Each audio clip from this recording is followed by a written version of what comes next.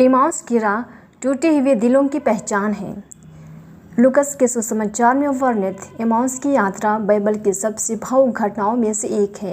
यह उसी दिन की बात है जब यीशु मृतकों में से जी उठे थे। दो शिष्य निराश और दुखी यरूशलेम से निकलकर एमाउस नामक गांव की ओर जा रहे थे। उनके कदम भारी थे, उनके दिल टूटे हुए थे और उनका विश्वास डगमगा गया था।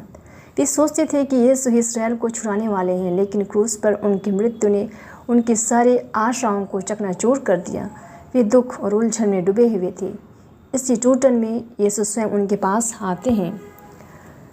आज हम कल्पना करें उस दृश्य की, धूल भरी सड़क, ढलते सूरज की लंबी परछाइयाँ और दो शिष्य धीमे कदमों से चलते हुए। उनकी आवाज़ें धीमी हैं, दुख से भरी हुई। वे पिछले दिनों की घटनाओं को याद कर रहे हैं। धोखा, मुकदमा, क्रूस पर चढ़ाया जाना और खाली कब्र की अफवाहें। वे सब समझने की कोशिश कर रहे हैं, लेकिन निराशा ने उनके मन को ढक लिया है।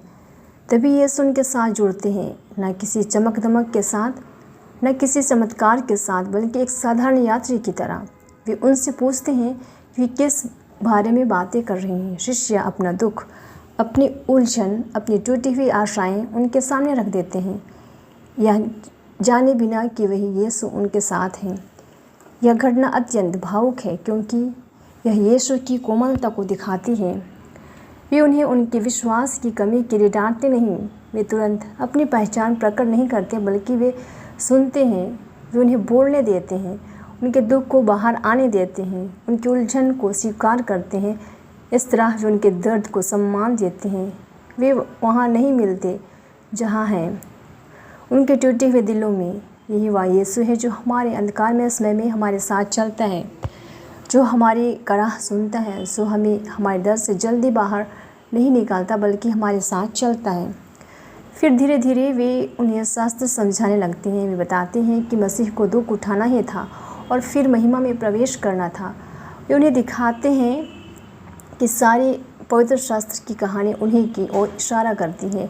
उनके शब्द केवल ज्ञान नहीं देते, बल्कि जीवन देते हैं। जब वे बोलते हैं तो उनके भीतर कुछ जागता है। बाद में कहते हैं, क्या हमारे हृदय जल नहीं रहे थे जब वह मार्ग में हमसे बातें कर रहा था और हमें शास्त्र समझा रहा था? वह जलता हुआ हृदय आशा का पुनर्जन्म था, विश्वास का पुनः जागरण था। यह साहस था कि मृत्यु अंतिम नहीं है। जब वे एमाउस पहुँचे तो यीशु ने आगे बढ़ने का संकेत दिया, लेकिन शिष्यों ने आग्रह किया, हमारे साथ रह जाइए, क्योंकि संध्या हो रही है। यह आग्रह केवल आतिथ्य नहीं था, बल्कि उनके भीतर उठती हुई लालसा थी कि यह यात्री उनके साथ रहे।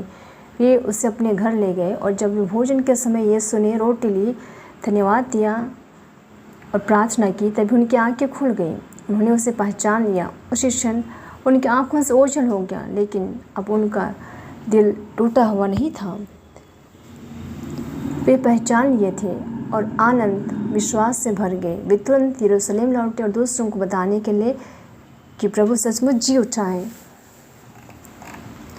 यह कहानी हमें गहराइयों से छूती है, क्योंकि यह हमारे जीवन की यात्रा का चित्र है। हम भी अक्सर एमाउस की राह पर चलते हैं, निराशा, उलझन और टूटे हुए सपनों के साथ।